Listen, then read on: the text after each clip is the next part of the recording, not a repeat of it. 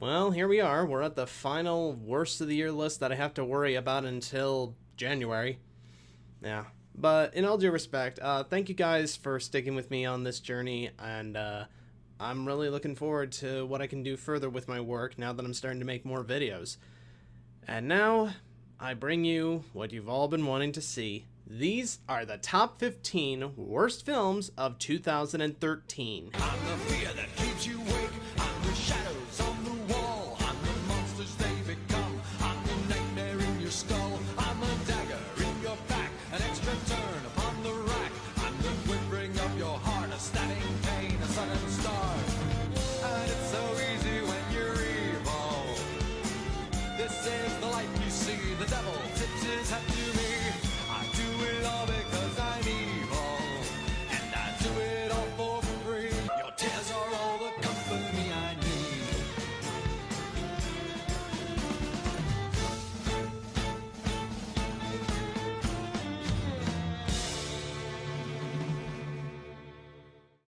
Number 15, The Lone Ranger. A good majority of you might be looking at me thinking that this should be a lot higher on the list. And while I can understand why, I don't think it's as bad. Don't get me wrong, it's on my worst of the year list, but I was able to find a few more things tolerable that some people didn't. For one, the production design is actually really damn good, capturing the feel of a modern day Western blockbuster. This does look like a true modern reimagining of The Lone Ranger. I also thought that the action scenes were really damn good too, especially with the dueling trains climax where they played the William Tell Overture remastered with Hans Zimmer's flair. I also liked Armie Hammer as our main lead. Sure, there were some things in the script that does make his character questionable, but I thought he did really good with what he was given. And then we get to everything else. Oh boy, where to start? Okay, I get the controversy with Johnny Depp playing Tonto, but him as a white actor cast in a Native American role wasn't what bothered me. What bothered me more was the fact that he was just basically playing Jack Sparrow with another coat of paint on his face. If I wanted to see Jack Sparrow, I would have just watched one of the Pirates of the Caribbean movies. Simple as that. Also thought the villains were a little bit too cartoonish and dark, especially with the scene with William Fichtner eating a dead man's heart. I mean, Disney, right?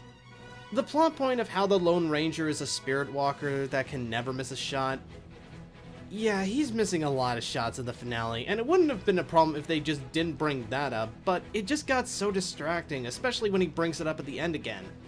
But if I have to bring up the major complaint everybody's brought up, it's that this film is long. Seriously, was there any reason to make this an almost 3-hour movie? It's sad because I really wanted to love this movie, but just like John Carter, it turned out to be one of the biggest bombs to come from one of the biggest companies. Just do yourself a favor and just watch the dueling train finale and stop there. Number 14, Epoch. Much like how I described DreamWorks as a bit of a mixed bag kind of movie, Blue Sky Studios' the B-grade version of that. I mean, sure, they've had 1 or 2 good movies every so often, but that's trying to make up for like so many other misses. While the animation is really nice to look at, the story and characters are really cliched and annoying as hell. Basically think Ferngully meets Honey, I Shrunk the Kids, only nowhere near as interesting. It's another one of those films that tries to tell a compelling story about an outcast trying to save a hidden world within the forest, only to throw in comic relief slugs that are some of the most annoying comic reliefs you'll see since Transformers 2. Seriously, those two, and along with other characters in this movie, if you had just taken them out completely, this film would have been a lot easier to sit through. But even then, I didn't care for these characters, I wasn't too enthralled with the story, and it just got under my skin with how annoying it was. Look, I want Blue Sky to succeed, but they're really falling flat on almost all of their projects, with the only thing keeping them afloat is the Ice Age franchise. Number 13, Bullet to the Head. Don't get me wrong, I love Sylvester Stallone action movies as much as the next guy, but this was a pain to sit through. I wasn't expecting this film to be a masterpiece or anything. I mean, I'm the kind of person who really loved The Expendables 2. However, when you compare this film to The Last Stand with Arnold Schwarzenegger, you know, Bullet to the Head just feels really inferior. And don't give me that argument of, oh, but it's like one of those 80s action films, it's supposed to be stupid and fun. True, the film is stupid, but I totally missed the fun part of it. Where was that again? The action's not that great, the scenario with the daughter getting caught was unfulfilling, and while Stallone and Sun Kang were giving it their best, I just didn't care for their characters. If you want to see a good Stallone action movie in 2013, just go and get Escape Plan. Plus, it's got Arnie in there, and it's really enjoyable. Number 12, Machete Kills. Much like Bullet to the Head, you can argue all you want how this film was supposed to be bad, but guess what? It's a bad film, and not a fun one. Although, to be fair, I didn't like the first Machete either. Both of these movies just look too clean, too fresh, unenthusiastic, and their action scenes and characters are just boring to sit through. Although to the sequel's credit, it does everything that I hated, only a little bit worse. All this movie is just some of the same juvenile crap we've seen from the previous film, only it tries to build up so much for a part 3, which thankfully isn't gonna happen since this film bombed, and it just gets distracting on so many levels. Now, I know sequel baiting is common nowadays, but this movie does it in the worst possible way I've seen. What do? They show a fake trailer for it at the beginning of the movie. Okay, Robert Rodriguez, did you not learn anything from Planet Terror? Because that film was great, but no. Number 11, Percy Jackson, The Sea of Monsters. So, I wasn't really too big with the first Percy Jackson movies, so yeah, as you can imagine, I had the same feelings about this film. And I know, the Percy Jackson series does have his fan base, trust me, I'm related to one. But I'm pretty sure even then this movie did not try hard enough. It keeps trying to recapture that same kind of feeling that the Harry Potter franchise brought to the table, but it just feels like the C-grade version of that. Even in the first film, when you had director Christopher Columbus on board, it still didn't work.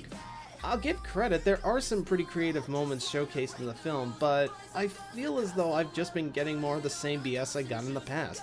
It also doesn't help that in the climax it features the Boulder Ghost from Super Mario Galaxy. It's no surprise that this film ended up bombing both critically and financially at the box office. And, I don't see them continuing on from here. Number 10, Warm Bodies. Here's a pitch for you. The zombie apocalypse is cured by the power of love. Think about that. That's just dumb. Yeah, there's no other way to put it. This was pretty fucking stupid. Although, to be fair, I've seen dumb ideas become successful and a lot better than what we give credit for, and yeah, I still think this is stupid. I mean, I haven't read the book that this film is based on, so I have no opinion of the source material, but I kind of expected a film like this to probably take it as far as it could with its idea. It just ends up being pretty boring.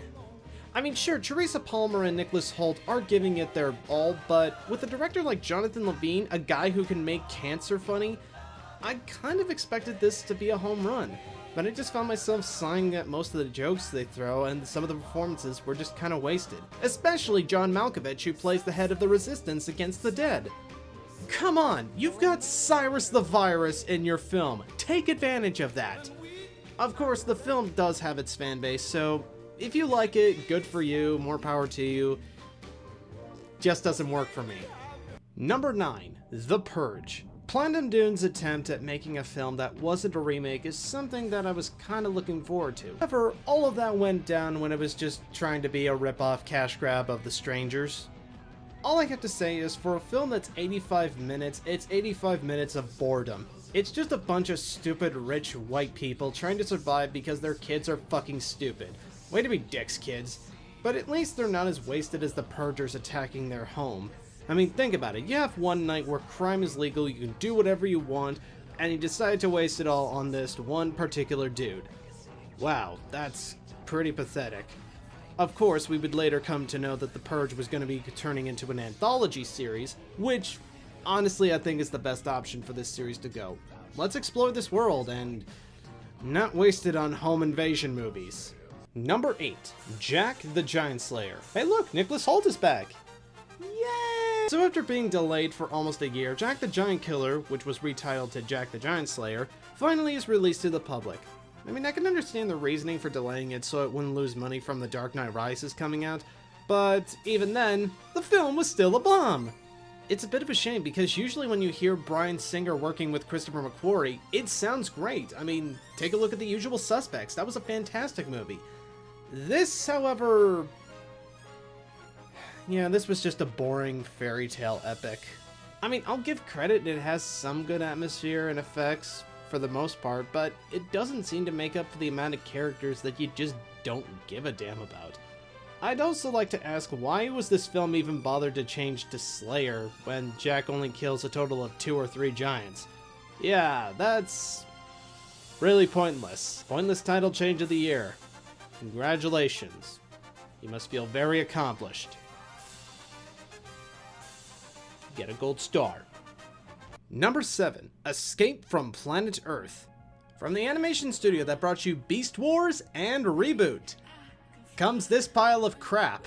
I was really interested to see how this film would turn out, being the studio's first major film, but this really backfired into such a cliched and childish mess. I mean, I would explain it to you, but I think just from looking at the footage in the trailer, it speaks for itself. The animation is mediocre at best, the writing is bland and pathetic, and the characters just suck, along with the voice acting. Look, it doesn't matter how big of a star you get somebody, if they're not good at voice acting, it's gonna be a shitty movie. Actually, now that I think about it, I don't know if anybody wants to be remembered for this movie. Just block it out of your memory. That's the best way that's the best way I could put it. Number 6, The Great Gatsby. By the time that this film had released in theaters, I was fresh off of reading the book in my English class, and I didn't like the book. I didn't like the characters, I thought the story was boring and uninteresting, and it was just a very lackluster experience all the way through. The Robert Redford film from the 1970s, I didn't have much appreciation for either, but after seeing the Baz Luhrmann version, I have a little bit more respect for it now. The Leonardo DiCaprio version of The Great Gatsby is just an absolute mess, mostly stemming from Baz Luhrmann's god-awful direction. He doesn't know how to build atmosphere, he can't stop cutting all over the place, and he constantly over-dramatizes other aspects of scenes that didn't need it. If you want a comparison, just go and watch both films' rendition of Gatsby and George's death scenes. You'll get where I'm coming from. Number 5. R.I.P.D. Pop quiz. What happens when you take a very successful film franchise and mix it with a great underrated TV show? Well, you get this mess. Seriously, when you watch this film, it's just a ripoff of both the Men in Black films and the TV show Good vs. Evil, with a bunch of producers taking a giant shit on both of them. Not a damn thing in this film was enjoyable, nor was it even fun in the slightest. I mean, say what you will about Pacific Rim, I have no shame in loving this movie, and it's especially better than this crap. Everything about R.I.P.D., from its action scenes to its effects, and even its characters, are done with such poor effort that it's baffling how they thought something like this would make bank. Hell, one of the best things about the Men in Black films is the back and forth chemistry between J and K, which was heavily amplified by both Will Smith and Tommy Lee Jones' delivery on both sides. Here, Ryan Reynolds and Jeff Bridges are just unbearable to sit through, and you wish both of them would just shoot each other so we wouldn't have to deal with them. I mean, we are talking pre-Deadpool Ryan Reynolds, remember? Look, if you're one of those people who's gonna criticize me for liking Pacific Rim, then you might as well be dumb enough to like this movie instead. Number 4, Texas Chainsaw 3D. Way to take an iconic horror franchise and completely buttfuck it into a joke. The original Tobe Hooper film is an iconic masterpiece of horror that still stands the test of time and remains one of the true pioneers of early slasher films. The atmosphere, the look, the characters, it all feels genuine. They never managed to recapture the same kind of feel as the first film, whether it was through the sequels or the Platinum Dunes movies. And then we have this film, which is a direct sequel to the original. And wow, is there not an ounce of respect for it whatsoever. Continuity errors, misrepresentation of characters, piss poor acting, god-awful dialogue, terrible killings. Oh, and don't forget making Leatherface one of the most terrifying icons in horror history into a fumbling wimp. And for this to be the last film that the original Leatherface Gunnar Hansen had been in. Number 3, The Hangover Part 3. Third installment to a comedy that was never good to begin with. Look, I don't care who's still willing to defend these movies, I hate all of them with good reason. Even if you do get the cast and director Todd Phillips back for each installment, the script for these movies just isn't funny, and each of them for different reasons. The first one was just bland, the second film failed by copying the original, but this film fails because it keeps dumbing these characters down into one-note roles that they just don't care about anymore. The worst of all is Zach Galifianakis as Alan, who has gotten so bad that every time he talks, all I can hear is this.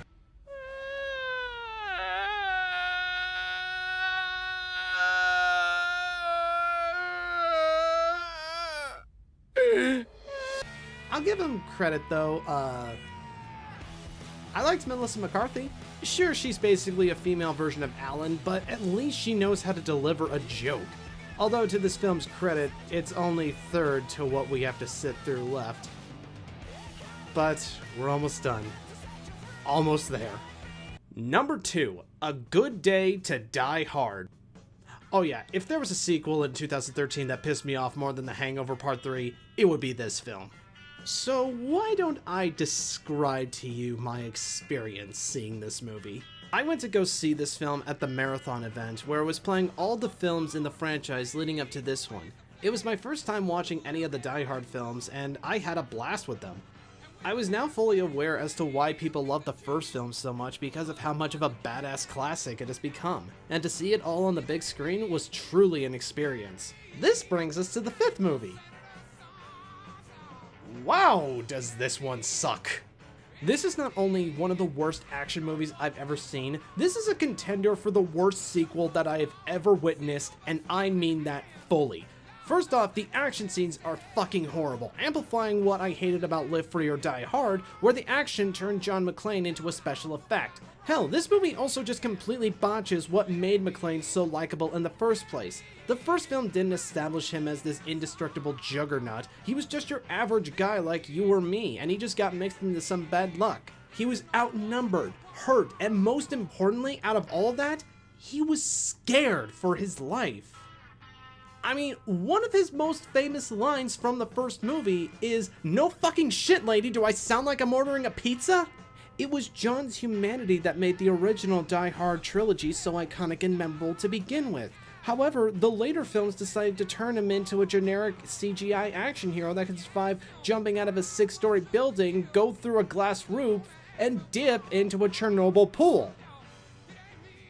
Do I need to even explain to you people why that's wrong? John Moore, the director of Max Payne, should never be allowed near a movie again after this. The dignity that was left of this series is now completely gone, and it's a shame that it has to have this as part of its franchise. Alright. Let's do this. Number 1. The worst film of 2013 is Movie 43. Yeah, it's no shocker that this film would appear in this list, especially at the top 2. I mean, I spent a good amount of time going back and forth trying to decide which one was worse, Die Hard or this movie. And I've pretty much settled on this from a moral standpoint. I mean, there was no film, no thing that has brought me to my boiling point quite like this. So what exactly is Movie 43 about? Well, it's a comedy anthology connected by either Dennis Quaid trying to pitch a script to Greg Kinnear, or a bunch of kids distracting some bastard child on finding some secret file while they infect his computer with porn viruses. Either way, it's all fucking aggravating, but, you know, maybe the sketches themselves could actually be really funny. Oh god, what was I thinking? So what are the sketches we have to deal with? Well, it opens up with the first sketch being Kate Winslet on a date with Hugh Jackman, much like we saw in the trailer. However, here's the difference. Hugh Jackman has a pair of balls on his neck and nobody notices except for Kate Winslet. Okay, that's not funny. The next sketch shows Liev Schreiber and Naomi Watts homeschooling their son and giving him the movie-style high school life. Again, that's not funny. And of course, the third sketch features Anna Faris asking Chris Pratt to You see what I have to work with here? All of these sketches are just some half-assed C-grade bullshit that could have easily just been airing on Mad TV on a Sunday night. But this has A to B list talent attached to it. Seriously, who wanted to be a part of a film where it has sketches involving a masturbating cartoon cat fighting Elizabeth Banks, Chloe Moretz having her period on a date, or Anton Yelchin playing a necrophiliac mortician? Who thought this was a good idea? This was a film that was in development hell for over 4 years, and it roped in so many people to simply humiliate themselves for an hour and a half. It honestly felt like a college film festival collage, but I know college students are much more talented than that. It's like I said with Piranha 3 Double D. There are young aspiring filmmakers out there wanting to tell a very compelling story that really means something to both the viewer and the filmmaker. However, it's because of crap like this that most of those students have to resort to making their shit through crowdfunding. And so, I'm gonna leave you with this message. If you, or anyone you know is an aspiring artist, try to get your stories made whatever way possible. Even if they're lousy short films about Parkinson's or possessed turds or whatever it is. I can tell you it's gonna be a lot better than this film!